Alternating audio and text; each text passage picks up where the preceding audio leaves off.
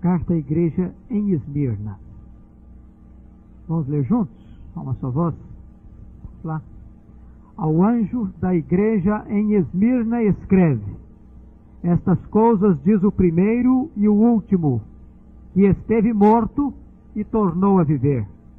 Conheço a tua tribulação, a tua pobreza, mas tu és rico, e a blasfêmia dos que a si mesmos se declaram judeus e não são, sendo antes sinagoga de Satanás. Não temas as coisas que tens de sofrer. Eis que o diabo está para lançar em prisão alguns dentre vós, para ser dispostos à prova, e tereis tribulação de 10 dias. Sê fiel até a morte, e dar-te-ei a coroa da vida. Quem tem ouvidos, ouça o que o Espírito diz às igrejas. O vencedor de nenhum modo sofrerá dano da segunda morte. Amém. Hoje nós vamos estudar esta carta à igreja de Esmirna. E gostaríamos de apenas introduzir este estudo, examinando sobre esta cidade.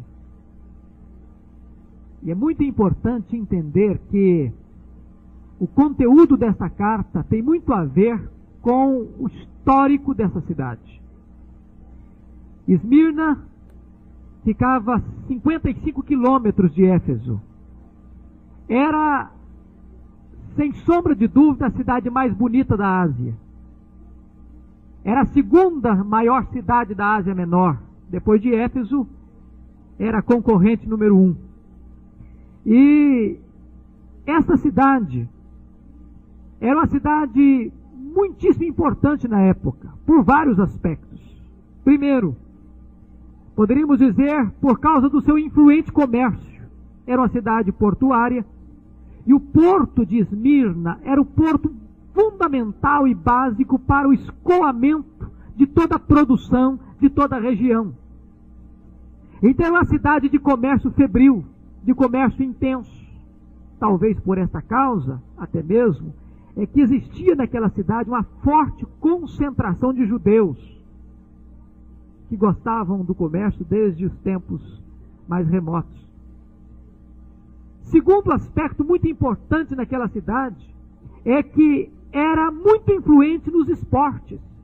Lá em Esmirna existiam os jogos atléticos mais famosos do mundo inteiro. Era um centro esportivo do mundo. E muitas das figuras que Paulo vai usar nessa carta, ele extrai, ele tira do mundo esportivo da cidade de Esmirna. E em terceiro lugar, a cidade era muito importante por causa da sua influência cultural.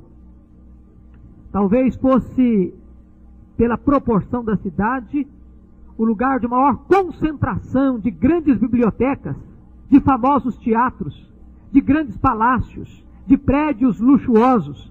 Era uma cidade com arquitetura arrojada, pomposa, rica e bela. Nós não temos nenhuma informação bíblica explícita quem é que fundou esta igreja. Mas tudo nos faz crer, à luz de Atos 19:10, que seja o próprio apóstolo Paulo. Vocês se lembram que Paulo ficou em Éfeso 3 anos? E diz Atos 19:10 que a partir de Éfeso o evangelho se irradiou por toda a Ásia Menor. De tal maneira que aquelas cidades circunvizinhas a Éfeso foram alcançadas pelo evangelho através do ministério de Paulo. Então podemos acreditar ao ministério deste bandeirante do cristianismo, Paulo, a fundação, o início desta igreja em Esmirna. Outro aspecto para mim muito importante para entender aqui é o seguinte: Esmirna é símbolo de ressurreição. Símbolo de ressurreição. Por quê? Porque essa cidade havia sido edificada 1000 anos antes de Cristo. 1000 anos antes de Cristo, pelos lídios. E ela foi arruinada, destruída, completamente destruída por volta do ano 600 antes de Cristo. Passou cerca de 400 anos nas ruínas.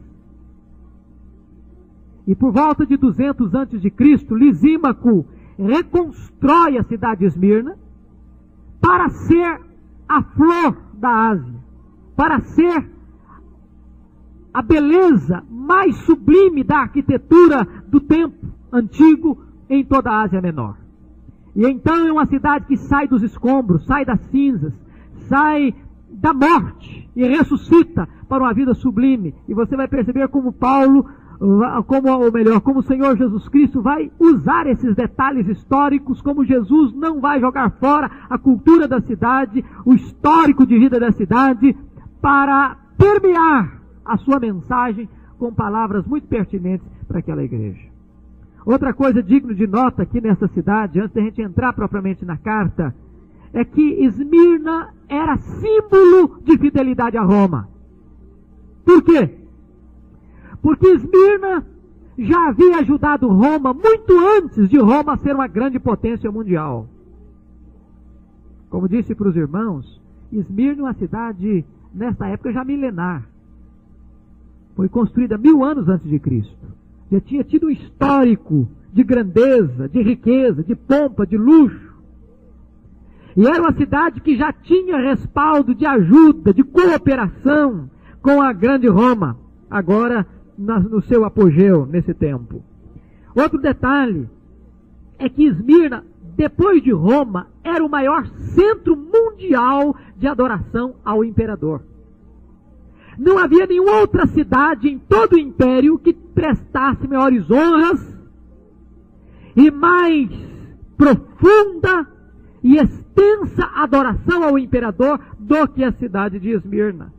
Haja vista que no ano 195 antes de Cristo, já Esmirna havia erigido um templo à deusa Roma, ou à deusa de Roma. Ou melhor, não a deusa de Roma, mas a própria deusa Roma, como se Roma já fosse uma deusa digna de ser adorada. E no ano 26 a.C., Esmirna sai na frente de outras cidades, dedicando um templo à adoração do imperador, então, na época, o imperador Tibério. Então era uma cidade que vivia para adorar o imperador, para aplaudir Roma, para ser subserviente até mesmo aos interesses de Roma. Poderíamos dar ainda um último detalhe muito importante para servir de pano de fundo, de background, de suporte para a gente entender o conteúdo da carta. É que Esmirna era um centro de oposição dos judeus à igreja cristã. Como eu disse para os irmãos, ali nessa cidade ficava uma grande concentração de judeus. Nós não temos nenhuma explicação por que havia esta densidade demográfica marcadamente de judeus em Esmirna. Talvez a melhor explicação que se tem é por causa do grande comércio da cidade que atraía os judeus. Mas foi o suficiente para que esses judeus se juntassem, se unissem, para se mancomunar com os romanos, para atacar, para perseguir a igreja cristã. E eles acusavam os cristãos diante de Roma e acionavam a mão de Roma para perseguir a igreja. Se vocês observarem, foi aqui nessa cidade de Esmirna que vai ser levado ao martírio Policarpo. Policarpo foi discípulo do apóstolo João. E ele é levado ao martírio no dia 15 de fevereiro do ano de 155, depois de atroz perseguição. E ele é levado então às autoridades romanas e é forçado a negar Jesus e a falar mal de Jesus. Ele já estava com 86 anos nessa época, e ele disse: como eu vou falar mal, como eu vou blasfemar contra o meu Senhor, que me salvou, que me deu vida? E eles então o ameaçaram com feras. E ele não se intimidou diante da ameaça de jogá-lo às feras. E então disseram para ele: se você não renegar a sua fé, se você não blasfemar contra este Jesus, nós não te entregaremos às feras para ter uma morte mais lenta, mas te colocaremos então na fogueira, te queimaremos vivo.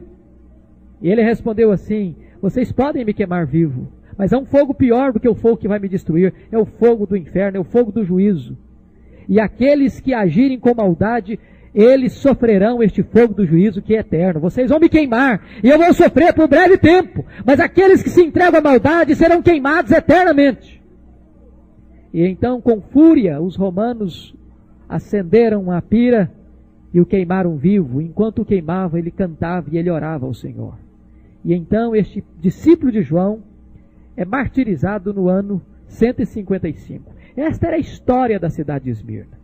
Este é o pano de fundo desta cidade, para a qual Jesus Cristo manda esta carta, e tem aqui muitas coisas preciosas que a gente pode observar.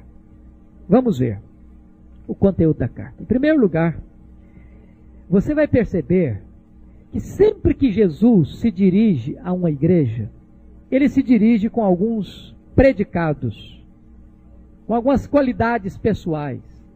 E se você examinar mais profundamente, sempre que Jesus ia mandar uma carta a uma igreja e se referia a si mesmo como remetente da carta, o que ele falava de si tinha muito a ver com a necessidade da igreja. E como é que Jesus se apresenta para aquela igreja? Olha aí o versículo 8. Estas coisas diz o primeiro e o último. Por que Jesus se define assim para aquela igreja? Porque era uma cidade onde se adorava, se incensava, se cultuava o imperador. Para eles, a figura mais importante, mais expoente, de maior projeção no planeta, era o imperador romano. Não havia ninguém que pudesse ocupar um posto mais elevado, mais altaneiro do que o imperador. E Jesus, então, para aquela igreja que era esmagada, que era torturada, que era perseguida, que era fustigada, que era exprimida de todos os lados, se apresenta para aquela igreja como o primeiro e o último. Ou seja, aquele em quem tudo começa, em quem tudo tem sentido e tudo converge para ele. Ele é o centro. Não é César, não é Roma, é Jesus que é o centro. Depois ele diz assim, olha aí no versículo 2, no versículo 8, que esteve morto e tornou a viver. Por que Jesus diz isso para a igreja? Porque ele está escrevendo para uma igreja, como ele coloca aqui, nós vamos examinar, uma igreja perseguida, uma igreja que está enfrentando martírio, uma igreja que não está vivendo dias fáceis não, uma igreja que está vivendo o auge da perseguição romana, uma igreja que para existir enfrenta o desafio do martírio todo dia, toda hora. E ele escreve para a igreja dizendo o seguinte: eu estive morto, mas estou vivo. Ou seja, eu sou o conquistador da morte. Eu sou o ser eterno, que tem autoridade para dizer para a igreja ser fiel até a morte. Porque eu venci a morte, porque eu triunfei sobre a morte. A morte não tem a palavra final na vida da igreja, como não teve a palavra final na minha vida. É o que Jesus está dizendo para a igreja. Ele venceu a morte. E com isso ele dá uma palavra de ânimo para a igreja. Isso é uma coisa muito bonita para nós. Quando Jesus está dizendo aquele que esteve morto, mas tornou a viver, ele está dizendo que ele pode nos consolar e nos animar quando tivermos que atravessar os vales da morte. Nós não vamos passar por este momento sozinhos. Eu acho até muito interessante, irmãos. Não sei se você já se fez esta pergunta, mas de vez em quando alguma pessoa chega para mim e diz o seguinte: olha, vocês leram domingo passado no boletim sobre a igreja sofredora. Domingo passado foi o dia mundial de intercessão pela igreja sofredora. E às vezes a gente não se apercebe de um detalhe. Nunca na história da igreja a perseguição aos cristãos foi tão intensa. Nunca. Às vezes a gente vive ilhado, embora vivendo num mundo de globalização, de internet, de aldeia mundial, de informação mundial dentro da nossa casa, mas às vezes não para perceber que em muitos países hoje ser cristão é proibido. O fato de alguém se declarar cristão se expor à perseguição, à martíria, à tortura, à prisão e à morte. E muitas pessoas dizem o seguinte: eu acho que se explodir uma perseguição, eu acho que eu não aguento. Eu não teria coragem de ser um mártir. Eu acho que se me botasse a espada no peito, olha, agora eu vou ser, ou morre, ou apostata. que seria? Eu tenho a convicção plena de uma coisa, meus irmãos, plena, absoluta. Eu tenho a plena convicção de que nenhuma pessoa que nasceu de novo, foi convertida verdadeiramente, retrocede nessa hora. Sabe por quê? Porque o poder para enfrentar o martírio não é o poder de uma coragem, de uma ousadia humana. De jeito nenhum. Nesse momento, este que esteve morto e tornou a viver, este que venceu a morte, vai capacitar o seu povo para enfrentar o martírio. Com certeza. Com certeza. Aqueles cristãos não eram homens diferentes de nós. Eles eram da mesma natureza que nós somos, com as mesmas fraquezas, com os mesmos problemas. Mas se tivermos um dia que enfrentar uma situação semelhante, Deus vai nos capacitar para enfrentar. Deus vai nos dar poder para enfrentar. Com certeza. E é por isso que Jesus se apresenta àquela igreja como aquele que esteve morto e tornou a viver. E ele pode fortalecer a igreja. É por isso que a Bíblia diz lá em Romanos que nem morte, nem vida pode nos separar do amor de Deus que está em Cristo Jesus. Agora, vamos ver o que é que Jesus Cristo viu nesta igreja. Você percebeu lá no primeiro estudo que tivemos que ele anda no meio dos candeeiros, sondando as igrejas, conhecendo as igrejas. Aliás, esta igreja aqui não tem nenhuma repreensão de Jesus, perceberam? Não tem nenhuma repreensão de Jesus nesta igreja. Ele não viu nada de errado nesta igreja que merecesse uma exortação, uma palavra de disciplina. Então o que é que Jesus viu nessa igreja? Em primeiro lugar, olha aí o que Jesus viu. Versículo 9. Conheço a tua tribulação. Era uma igreja que passava por tribulação. O que é tribulação? A palavra tribulação traz a ideia para nós de um lugar apertado e de um peso, ou de uma força que te espreme, que te oprime, que te esmaga, que te achata, que te sufoca. É claro que ele está falando aqui de situação, de circunstância. Aliás, foi essa mesma situação que ele abordou na igreja de Éfeso. A perseverança da igreja, a paciência diante das dificuldades. É quando a igreja está vivendo num ambiente hostil, perigoso, onde ser crente é um contrato de risco, onde não é fácil ser cristão. E hoje, meus irmãos, no Ocidente, onde nós estamos vivendo, nós não temos perseguição física, mas nós temos perseguição no campo das ideias. A bomba não atinge o nosso corpo, não nos joga atrás de grades, mas atinge a nossa mente, atinge a nossa cabeça, é mais sutil até mesmo. Mas são formas e maneiras de tribulação. E o texto está dizendo que Jesus conheço a tua tribulação. Esse conhecer aqui não é apenas de saber ou informação, mas é conhecer intimamente. É um Salvador que conhece a nossa situação, a nossa angústia, o nosso problema, a nossa luta, a situação amarga que nos envolve. Segunda coisa que Jesus vê na igreja, olha aí, versículo 9. Conheço mais o quê? Conheço a tua pobreza. É muito importante observar que o Novo Testamento emprega duas palavras distintas para pobreza. A palavra penia e a palavra ptoquia. A palavra penia é uma palavra para pobreza daquilo que é supérfluo. É alguém que tem o básico, mas não tem o luxo. E ptoquia era a pobreza do básico, do essencial. Era uma pessoa totalmente desprovida mesmo.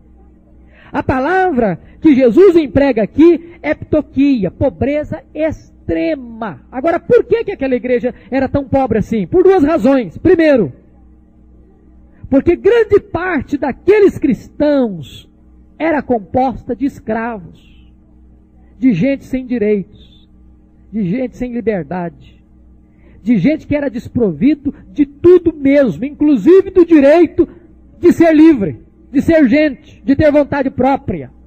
Era alguém possuído, dominado, controlado em todos os sentidos. Segundo, os cristãos livres estavam sendo atacados, espoliados, roubados e tendo seus bens confiscados. Essa é uma situação muito crítica. Você já imaginou Você tem lá a sua casa, tem lá o seu carro, tem lá o seu negócio. De repente, chega um bando de vândalos, vai saqueando a sua casa, vai tomando o que você tem, vai levando embora o que você adquiriu depois de tanto esforço, tanto trabalho. Que situação terrível! E sem poder recorrer a direitos, porque o cristão não tinha direitos, ele era perseguido, porque a lei estava contra ele, o governo estava contra ele, ele era alguém que não tinha direito de levantar a voz, de reivindicar direitos. E se você perceber, o livro aos Hebreus, a primeira carta de Pedro, foram escritas exatamente para esse tipo de gente sofredora, de gente que estava sendo esmagada, não só fisicamente, mas nos seus direitos. Gente espoliada, gente saqueada, gente que está sendo roubada, injustiçada. E a igreja estava sendo levada à pobreza também por causa disso. Terceira coisa que Jesus viu naquela igreja. Observe aí, versículo 10. Eis que o diabo está para lançar em prisão alguns dentre vós, para ser dispostos à prova, e tereis tribulação de 10 dias. Uma igreja que sofria prisão. Você já imaginou isso? Os crentes sendo presos. E eu queria que você observasse um detalhe. Esses 10 dias aí, certamente, não são literais. 10 é um tempo definido, completo, mas breve. O que eu quero que você observe é o seguinte. Se é chato, se é dramático ser preso hoje, imagine naquela época. Não havia nenhuma política de humanidade nas prisões. Hoje é bem verdade que não tem também, mas as prisões hoje são muito mais humanas do que o eram no Império Romano. As prisões no Império Romano eram verdadeiramente uma antessala da sepultura. E as pessoas morriam por 3 razões básicas nas prisões de Roma. Primeiro, de fome. Segundo, de peste, de contaminação. Às vezes lepra e outras doenças. E terceiro, de desespero. Vocês lembram quando da última perseguição romana à igreja cristã, no imperador Diocleciano, por volta do ano 303, talvez a mais universal das perseguições e a mais dramática delas, ele mandou queimar os livros dos cristãos, mandou incendiar os lugares de reunião dos cristãos, mandou prender os líderes cristãos e agora forçar os demais a adorar os deuses de Roma ou se não morrer. E muitos cristãos foram presos nas pedreiras. Quando houve o edito soltando aqueles cristãos, saiu uma torrente humana de gente aleijada, de gente torta, de gente profundamente adoecida. Porque as pessoas viviam realmente numa situação absolutamente subhumana. E o texto está dizendo que aquela igreja estava na iminência de enfrentar a perseguição que desaguaria em prisão. Eu fico pensando essa questão, irmãos. Será como nós viveríamos como crentes se nós estivéssemos na mesma situação? Na iminência da perseguição. O que é ser crente nesse contexto? Se você olhar historicamente, sempre que a igreja foi exprimida, assim, perseguida, longe disso intimidar a igreja, ou fazer a igreja recuar, ou diminuir a qualidade do cristianismo, subiu, elevou a qualidade do cristianismo. Eu compartilhei com vocês esta visita à Coreia, e uma das coisas que me marcou foi visitar o Museu dos Mártires em Seul e ouvir a história de tantos pastores, de tantos missionários, evangelistas, homens, mulheres, jovens e até adolescentes que foram perseguidos e mortos, sobretudo na invasão japonesa. Num só dia, 200 pastores foram decapitados às margens do rio Han, em Seul. E outros tantos torturados com requinte crueldade, como por exemplo, amarrar uma pessoa, uma extremidade do corpo, na outra extremidade do corpo, em animais diferentes, e depois enxotá-los para que o corpo da pessoa fosse arrebentado ao meio. E coisas terríveis como essas. Mas uma coisa me marcou na igreja coreana. Depois que você visita todas essas galerias, com todo esse histórico, o último quadro que você contempla é de um mártir muito diferente. Não é um mártir, na verdade. O quadro é moldurado da mesma forma, da mesma maneira. Não tem uma fotografia, tem um espelho. Quando você chega diante do quadro, você vê o seu próprio rosto. E então há uma frase lapidar: você pode ser o próximo mártir. É nesta perspectiva que eles vivem. Vivem ali exprimidos por dois países comunistas, a Coreia do Norte, a China. E é um país que sempre eles entendem assim, que pode surgir uma nova perseguição. E a igreja está preparada para enfrentá-la. Isso dava certamente à igreja de Esmirna, como tem dado à igreja coreana, uma qualidade mais forte de vida cristã. Jesus está dizendo para essa igreja que o sofrimento é certo. Vocês vão passar por isso. Não temas as coisas que tens de sofrer. Não é que possivelmente vai acontecer, não. Vocês vão passar por isso. É certo o sofrimento. Mas louvado seja Deus, o sofrimento é limitado. 10 dias apenas. Tá? Outra coisa que Jesus viu nesta igreja. Primeiro, então, a tribulação, pobreza, prisão. Mas em quarto lugar, Jesus viu uma igreja rica espiritualmente. Olha aí, por favor, versículo de número 8. Conheça a tua tribulação, a tua pobreza, mas tu és rico. Louvado seja Deus.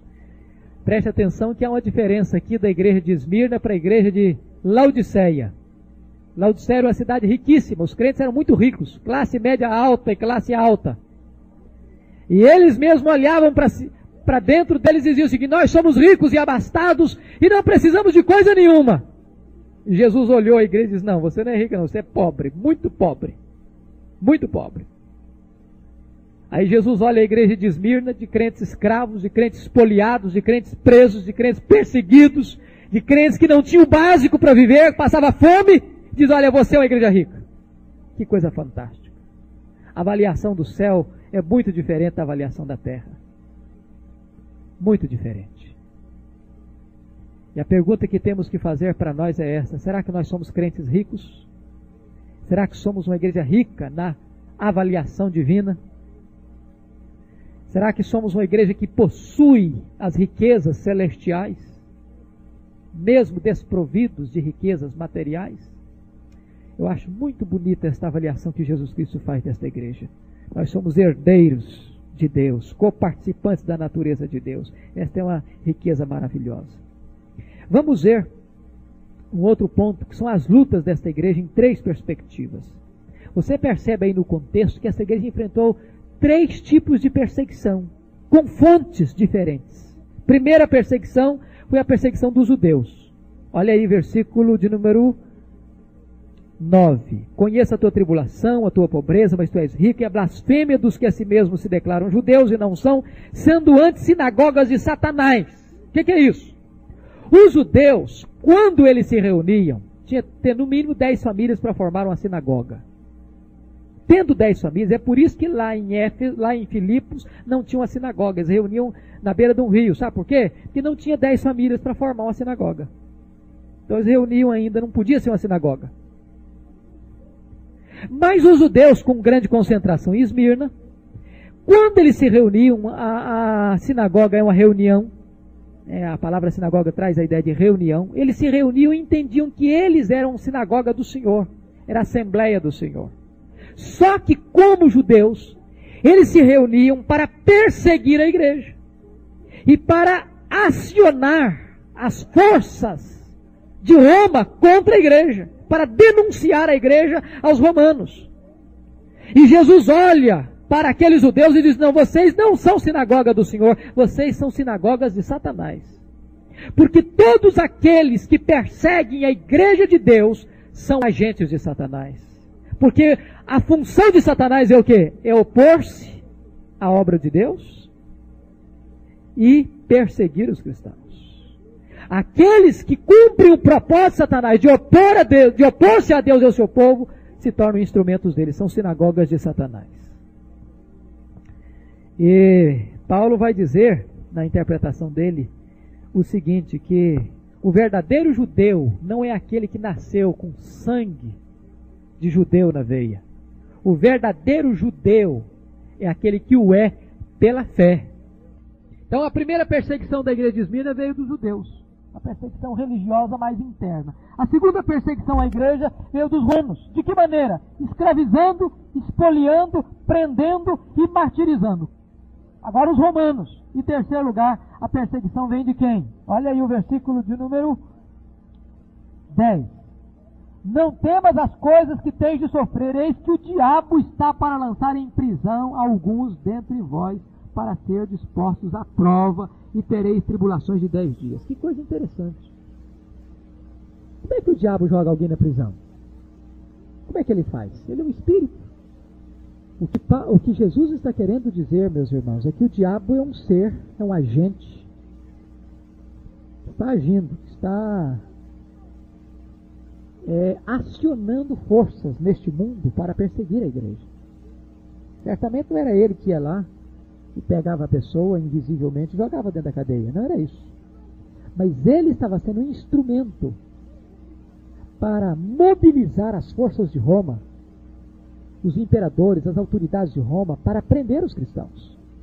O agente humano eram os homens de Roma. Mas o instrumento que estava por trás daqueles agentes humanos, Jesus diz, é o diabo. É o diabo. Nós não podemos entrar naquela linha que acha que o diabo faz tudo, está por trás de tudo, que tudo é o diabo, que o diabo é culpado de tudo. E nem podemos cair no outro extremo de achar que o diabo também está aí dormindo, é um leão inofensivo, que não faz nada, que não tem atitude nenhuma, que ele não persegue coisa nenhuma, que ele já está falido no sentido de que ele não age mais. Não, ele age. E a Bíblia faz questão de registrar que ele é o acusador dos nossos irmãos, que os acusa de dia e de noite. Ele é o tentador, ele é maligno, ele é mau, é perverso. E tem tantos registros na Bíblia da artimanha do diabo para perseguir o povo de Deus. E Jesus está dizendo aqui que esta igreja que é perseguida, esta igreja que é presa, esta igreja que enfrenta martírio, o diabo está furioso com ela. Furioso com ela. E o diabo está por trás de muitas das perseguições e tribulações que essa igreja está enfrentando. É por isso que ele diz para a igreja de Éfeso que a nossa luta não é contra carne e sangue, mas contra principados e potestades, e dominadores deste mundo tenebroso, e forças espirituais do mal nas regiões celestes. A nossa guerra também é contra o diabo. É a terceira fonte aí de perseguição à igreja. Eu quero que vocês observem, meus irmãos, um detalhe muito importante nesta carta. É que a igreja não é poupada dos problemas, mas nos problemas. Em momento nenhum, aliás, no Novo Testamento, nós encontramos que a igreja está livre de tribulações. Pelo contrário. O Senhor nos alertou, o Senhor nos avisou, o Senhor nos abriu os olhos que nós vamos ter perseguições. E eu fico impressionado com o que Paulo diz na sua última carta a Timóteo, quando ele diz o seguinte: todo aquele que quiser viver piedosamente, vai ser o quê? Aplaudido, perseguido. A ausência de perseguição à igreja deve ser um motivo forte para a igreja repensar a sua caminhada. Por que ela não está incomodando? Por que a sua vida não provoca a ira do mundo? Terminando então, queridos, concluindo, nós podemos ver o encorajamento que Jesus traz a esta igreja sofredora. Primeiro, Jesus diz, olha aí por favor, versículo 10, não temas as coisas que tens de sofrer. Eu gosto muito dessa colocação, porque nós estamos vivendo uma sociedade hedonista. Já percebeu isso? Que ninguém quer sofrer? É claro que ninguém busca sofrer, ninguém é masoquista. Mas a nossa sociedade abomina essa questão do sofrimento. Ninguém quer passar por luta, ninguém quer passar por provação. E esta filosofia hedonista mergulhou em tudo. Por exemplo, já percebeu a influência hedonista na área familiar? É complicado hoje, as pessoas dizem, mas por que eu vou ter que enfrentar lutas na vida conjugal? É muito mais fácil partir para outra. Por que enfrentar a crise? Eu não quero sofrer. Eu não quero enfrentar dificuldade. E é por isso que muitas pessoas estão vivendo na sociedade hoje do anti-institucionalismo ou do não comprometimento com vínculos e raízes. Surgiu um probleminha, se é para sofrer, eu estou fora. Vou cair fora, eu quero viver uma vida sem dor, indolor, sem traumas, sem dificuldades, sem lutas, sem barreiras.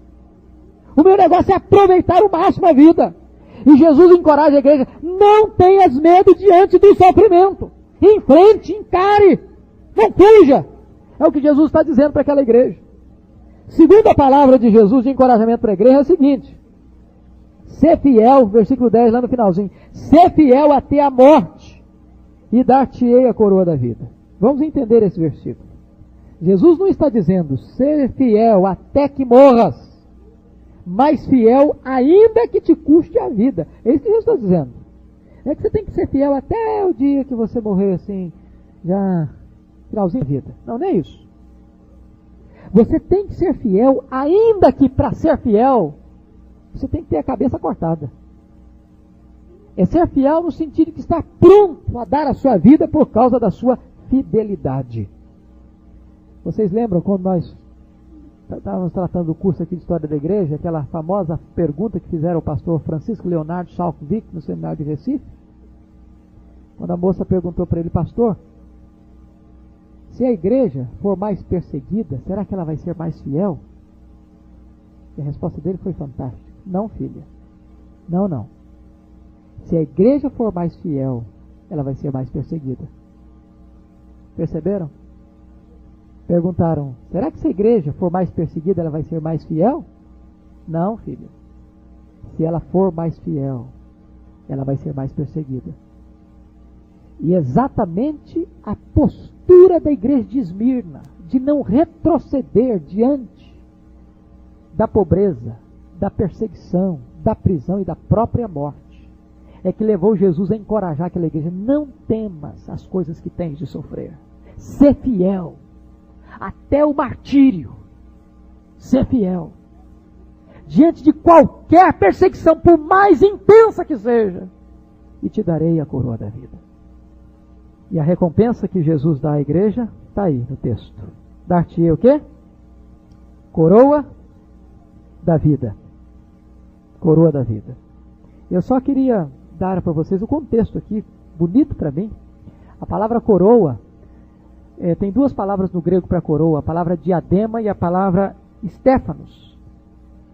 E a palavra que aparece aqui é Stéfanos. E havia vários momentos, aquela coroa não era a coroa de glória, não era uma coroa temporária que as pessoas recebiam para momentos especiais. Por exemplo, quando alguém vencia um jogo atlético, ele recebia essa coroa. O que o Senhor está dizendo é o seguinte: que a vida cristã é como que uma corrida de um atleta. Não foi assim que Paulo comparou? Eu combati o bom combate. Eu completei a carreira. Eu guardei a fé. Já agora a coroa da justiça me está preparada.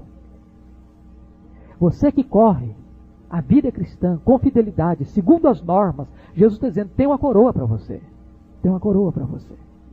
Também, dentro da cultura de Esmirna, dos jogos, quando alguém terminava uma tarefa importante, ele era laureado com uma coroa, um Stéfanos. Paulo diz o seguinte: eu completei a carreira. Eu completei a carreira. Meu amado irmão, você tem completado a sua carreira? Você tem certeza de que tudo aquilo que Deus colocou nas suas mãos para fazer, você está fazendo? Será que você pode também receber esta coroa dizendo: Senhor, eu completei a minha carreira? Mas também a coroa Stéfanos era dada para as pessoas na época de um banquete, uma festa, por exemplo. Os convidados ilustres daquela festa eram recebidos, como lá em Havaí se bota aquele colar todo multicolorido no pescoço. As pessoas recebiam a coroa, um Stéfanos. Nós também vamos receber esta coroa neste grande encontro, sublime banquete das bodas do Cordeiro. É esta festa, esta alegria que vai inundar o coração do povo de Deus. E também as pessoas lá em Esmirna recebiam a coroa quando elas entravam nos templos dos deuses. Nós devemos receber esta coroa, irmãos, de alegria, ter esta coroa de alegria, quando entramos na casa do Deus vivo, na presença do Deus vivo. Jesus disse para a igreja: ser fiel até a morte, e dar-te-ei a coroa da vida. E ele termina o texto dizendo o seguinte: o vencedor de modo nenhum sofrerá o dano da segunda morte. Os romanos estão levando vocês para o martírio. Vocês estão morrendo mesmo. Mas fiquem tranquilos, a segunda morte vocês não vão experimentar. Vocês não vão morrer eternamente. Vocês vão tombar com o corpo ensanguentado. Mas saibam disso, vocês estão vitoriosos. Vocês receberão a coroa da vida. Vocês receberão a vida eterna. Vocês são vencedores. Eu acho bonito demais essa expressão aqui, irmãos. Ao vencedor. A ideia de vencedor na época lá não tem nada a ver com a ideia de vencedor para nós aqui. Quem é vencedor para nós aqui?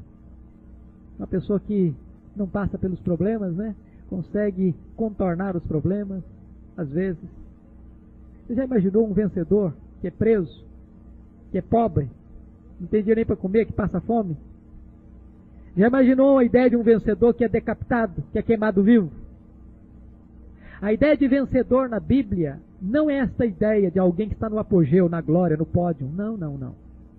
A ideia de vencedor na Bíblia é aquele que enfrenta todas as adversidades, até mesmo a própria morte, sem perder a sua fidelidade e a sua firmeza na fé. Este é vencedor. É por isso que a Bíblia diz que os crentes venceram o anticristo e o diabo. Mas venceram? Se a própria Bíblia diz que a besta, que o anticristo venceu os santos. Como assim? Parece que coisa contraditória. A mesma Bíblia que diz que a besta ou o anticristo venceu os cristãos, os santos, diz que os santos venceram a besta e o dragão. Como assim? A Bíblia diz que os cristãos venceram o dragão e o anticristo pela palavra, pelo sangue do Cordeiro e pela palavra do testemunho. De que maneira venceram? Venceram morrendo. Venceram ao amar mais ao Senhor do que a própria vida. Venceram ao suportar o próprio martírio, mas não abrindo mão da sua fidelidade ao Senhor. Esta é a vitória. Este é o vencedor. É aquele que tomba no campo da batalha, mas diz: eu nunca vou negar a minha fé, nunca vou deixar o meu Senhor. Isto é vitória. Que Deus nos ajude, meus irmãos, porque o texto diz assim: quem tem ouvidos, ouça o que o Espírito diz às igrejas. O Espírito fala, nós ouvimos, Ele tem falado, nós temos ouvido. Que Deus nos ajude a distinguir e a discernir essa questão, para que, se um dia chegar para nós uma perseguição semelhante, a gente possa olhar e aprender com essa igreja. E pode ter certeza de uma coisa: se nós estivermos vivos até a volta do Senhor Jesus, nós vamos encarar a perseguição, porque a igreja vai enfrentar a tribulação, vai passar por isso. E é preciso que a gente esteja pronto, se preciso for, a morrer pela nossa própria fé em Cristo Jesus. Que Deus nos abençoe. Amém.